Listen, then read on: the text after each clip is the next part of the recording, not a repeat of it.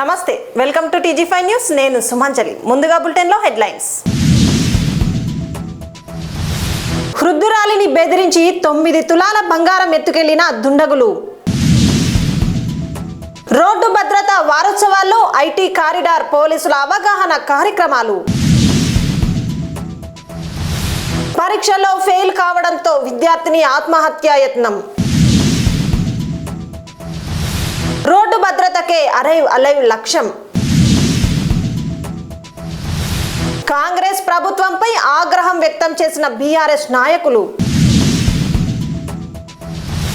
Lalaguda police station పరిధిలో Arihant Sadan apartments లో వృద్ధురాలి ధరించిన బంగారు ఆభరణాలను 2 దుండగులు బలవంతంగా దోచుకెళ్లారు. లాలాగూడ హరిహంత్ సదన్ అపార్ట్మెంట్స్ లో ఉదయం దొంగతనం కలకలం రేపింది. 80 ఏళ్ల బాల రుక్మిణి ఇంట్లో ఒంటరిగా ఉన్న సమయంలో సంఘవశాత్తు 2 గుర్తు తెలియని వ్యక్తులు అపార్ట్మెంట్ లోకి ప్రవేశించి ఆమె మెడలో ఉన్న బంగారు చైన్, చేతులలోని 2 బంగారు గాజులను బలవంతంగా లాక్కొని అక్కడి నుంచి పారిపోయారు.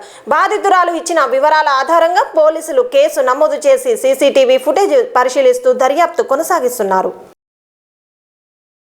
రోడ్డు భద్రత వారోత్సవాల నేపథ్యంలో రాష్ట్ర వ్యాప్తంగా పోలీసులు అవగాహన కార్యక్రమాలు చేపడుతున్నారు. వాహనదారుల్లో జాగ్రత్తలు పెంచే దిశగా అరైవ్ అండ్ అలైవ్ కార్యక్రమాలను నిర్వహిస్తున్నారు. రోడ్డు భద్రత వారోత్సవాల్లో భాగంగా తెలంగాణ పోలీసులు రాష్ట్ర వ్యాప్తంగా అరైవ్ అండ్ అలైవ్ కార్యక్రమాన్ని విస్తృతంగా నిర్వహిస్తున్నారు.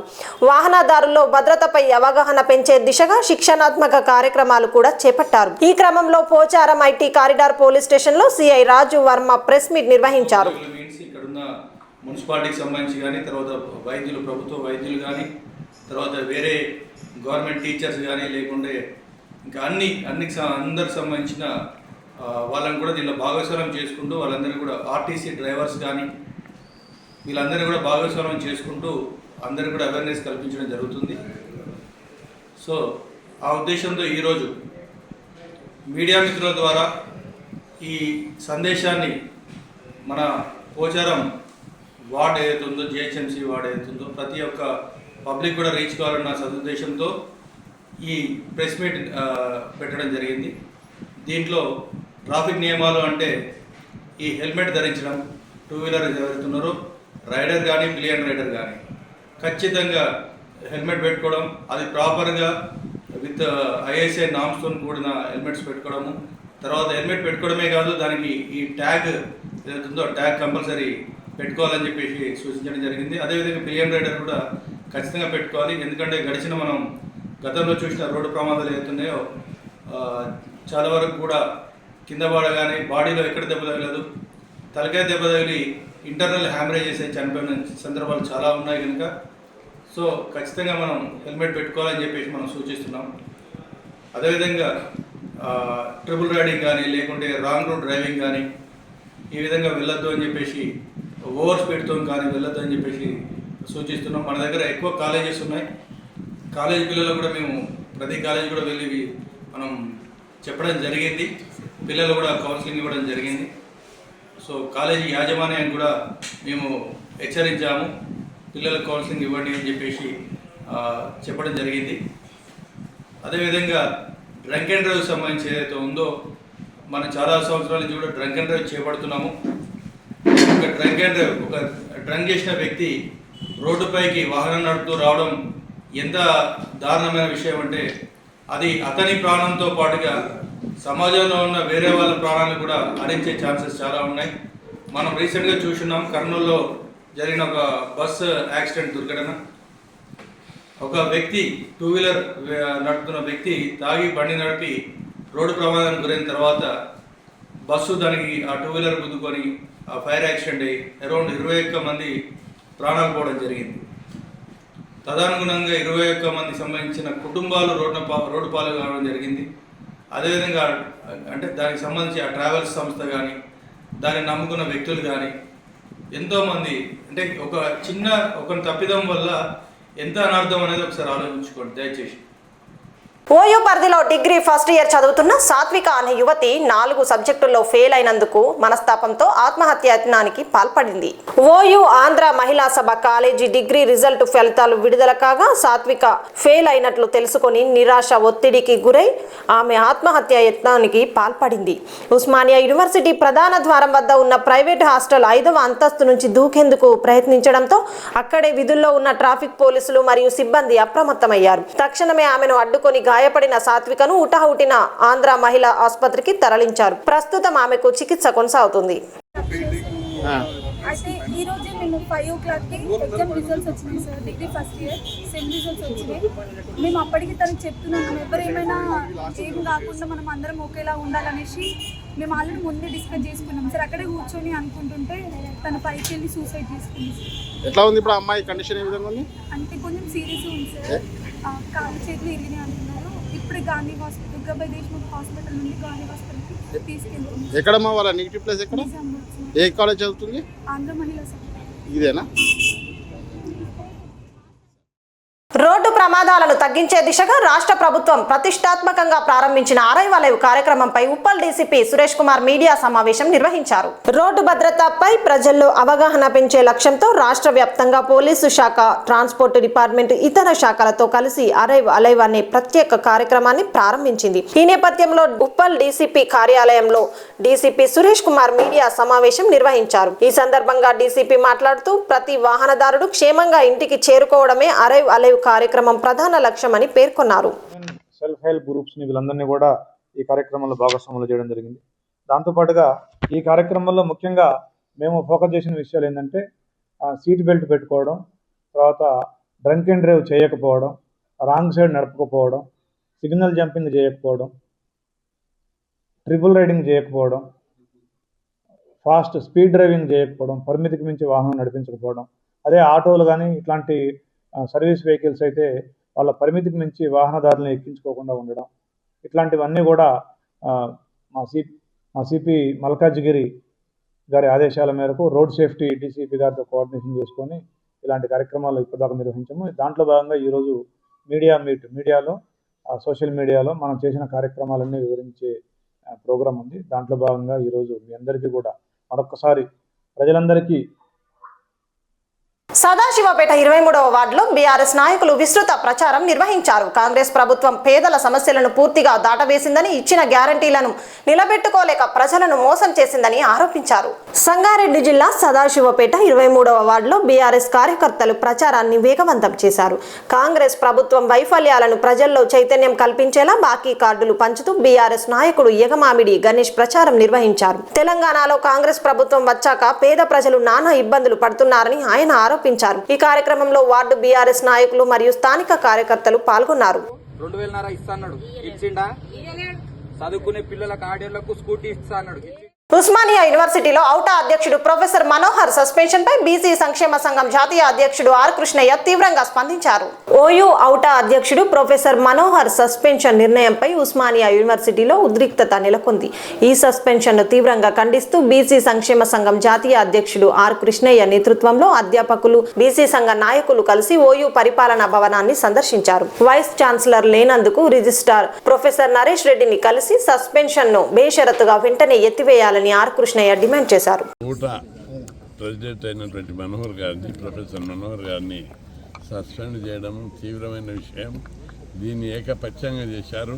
దీన్ని అన్కండిషనల్గా ఉపసంహరించుకోవాలని రిజిస్ట్రార్ గారికి చెప్పడం జరిగింది. వైస్ ఛాన్సలర్ గారు లేరు.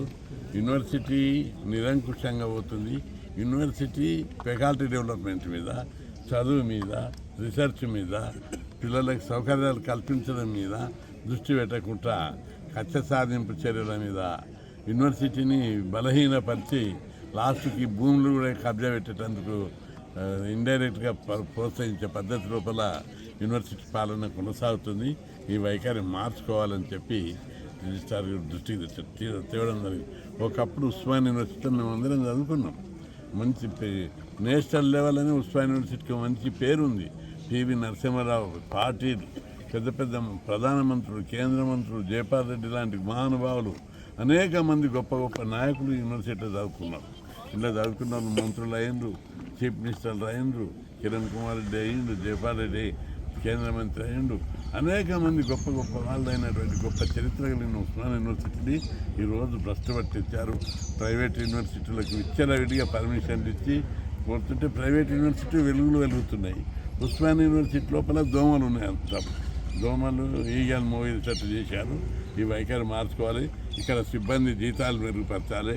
ఇక్కడ పర్మనెంట్ టెంపరీ అవుట్సోర్సింగ్ ఉద్యోగులకు జీతాలు, బాండెడ్ లేబర్ తక్కువ జీతాలు ఇస్తున్నారు, వాళ్ళ జీతాలు పెంచాలి. యూనివర్సిటీలకు చాలామంది అవుట్సోర్సింగ్ టెంపరీ ఉద్యోగులకు పర్మనెంట్ చేయాలి. వాటి మీద దృష్టి పెట్టకుండా విద్యార్థులను అణచివేయడం, ప్రజా ఉద్యమాలను అణచివేయడం, చివరకు ప్రొఫెసర్ల ఉద్యమాలు వాళ్ళ డెమోక్రటిక్గా మాట్లాడడానికి కూడా ఛాన్స్ లేకుండా దెబ్బతీయడం అనేది చాలా దుర్మార్గం. ఈ విషయం లోపల యూనివర్సిటీ తమ వైఖరిని మార్చుకోవాలని, వాళ్ళు ఇక్కడ ఫెకల్టీ ఎట్లా డెవలప్ చేయాలి, ప్రొఫెసర్లను ఎట్లా, రీసెర్చ్ ఎట్లా డెవలప్ చేయాలి, కొత్త కోర్సులు. ఈరోజు ఈ ఆర్టిఫిషియల్ ఇంటెలిజెన్స్ వచ్చింది, కంప్యూటర్ లోపల రోజు రోజుకు చాలా మార్పులు వస్తుంది. అప్డేట్ యూనివర్సిటీ చేసి విద్యా ప్రమాణాలు పెంచవలసినటువంటి అవసరం ఉంది. ఇప్పుడు ప్రైవేటు యూనివర్సిటీలు, ప్రైవేట్ కాలేజీలు ఉన్న స్టాండర్డ్ కూడా ఒక సిబిఐటి ఉంది. నువ్వు ఉస్మానియాలో చదువుతావా, సిబిఐటికి పోతావా? నువ్వు ఇంజనీరింగ్ మెరిట్ స్టూడెంట్ని అడిగితే నేను సిబిఐకి పోతా, వాసవికి పోతా అంటారు తప్ప నువ్వు ఉస్మానియాలో చదువుతా అంటలేరు. అదే 10 ఏళ్ల కింద, 20 సంవత్సరాల కింద కొందరు పిల్లలు ఆప్షన్ అడిగితే నేను ఉస్మానియా యూనివర్సిటీకి పోతుంటే చదువుతా ఇంజనీరింగ్ అంటుంది. అట్లాంటి స్టాండర్డ్ నుంచి దిగజారిపోతుంది. యూనివర్సిటీని ఎడ్యుకేషన్ స్టాండర్డ్ పెంచాలి. ఫెకల్టీని ఫుల్ స్కేల్గా, ప్రొఫెసర్లు లేరు, అసోసియేట్ ప్రొఫెసర్లు లేరు, అసిస్టెంట్ ప్రొఫెసర్లు లేరు. టీచింగ్ ఫెకల్టీ బలహీనమైపోయింది. దాదాపు 1200 నుంచి 1500 మంది ఫెకల్టీ లేదు. ఈరోజు కాంట్రాక్టు పార్ట్ టైం లెక్చరర్లకు సాలరీస్ తరిగిస్తలేరు, పర్మనెంట్ చేస్తలేరు. వీళ్ళందరినీ రెగ్యులరైజ్ చేయవలసిన అవసరం ఉంది. అనుభవం ఉంది, మంచిగా టీచింగ్ చేస్తారు. యూనివర్సిటీలో కొన్ని 100 మంది ఐఏఎస్లు అయ్యారు, ఐపీఎస్లు అయ్యారు. ఇప్పుడు పేరుగాంచినటువంటి ఒక యూనివర్సిటీ, హిస్టారికల్ యూనివర్సిటీ ఈరోజు మస్కవారడం మేము చూస్తూ పేచకపత వహించాం. వీళ్ళందరూ వీసి వారి పరిపాలకులు అందరూ కూడా యూనివర్సిటీలో తమ వైఖరి మార్చుకోవాలి. మార్చుకోకపోతే మాత్రం కేంద్ర ప్రభుత్వానికి ఫిర్యాదు చేసి దీని మీద తగు చర్యలు తీసుకుంటాం. ముఖ్యమంత్రి బాలాపూర్లో ఈ నెల 24వ తేదీన జరగనున్న ధర్మరక్షణ సభకు రంగారెడ్డి జిల్లా న్యాయవాదుల నుంచి బలమైన మద్దతు లభించింది. ధర్మరక్షణ సభను ఘనంగా నిర్వహించేందుకు రంగారెడ్డి జిల్లా న్యాయవాదులను ప్రత్యేకంగా కలుసుకున్న అందెల శ్రీరాములు సభకు సంబంధించిన కరపత్రాలను అందజేశారు. హిందూ ధర్మ పరిరక్షణ కోసం జరగనున్న ఈ సభలో భారీగా పాల్గొని ఐక్యతను చాటాలని వారు కోరారు. ఈ సందర్భంగా న్యాయవాదులు కూడా సభ విజయానికి తమ సంపూర్ణ మద్దతు ప్రకటించారు. హనుమకొండ అదనపు కలెక్టర్ వెంకటరెడ్డి నివాసం సహా పలు ప్రాంతాల్లో నిర్వహించిన ఏసీబీ సోదాలు ముగిశాయి. ఉదయం నుంచే హైదరాబాద్, నల్గొండ, మిర్యాలగూడలో ఒకేసారి ప్రారంభించిన రైడ్స్ లో భారీ స్థాయి అక్రమాస్తులు వెలుగులోకి వచ్చాయి. అధికారుల నివాసాలు, సంబంధిత ప్రదేశాల్లో ఏసీబీ దీర్ఘకాలిక తనిఖీలు చేపట్టగా మొత్తం 100 కోట్ల రూపాయలకు పైగా అక్రమాస్తులు ఉన్నట్టు గుర్తించినట్లు సమాచారం. భారీ మొత్తంలో నగదు, 2 అత్యాధునిక విల్లాలు, 10 ప్లాట్లు, 14 ఎకరాల వ్యవసాయ భూమి, అలాగే 50 లక్షల రూపాయల బ్యాంకు బ్యాలెన్స్ స్వాధీనం చేసుకున్నారు.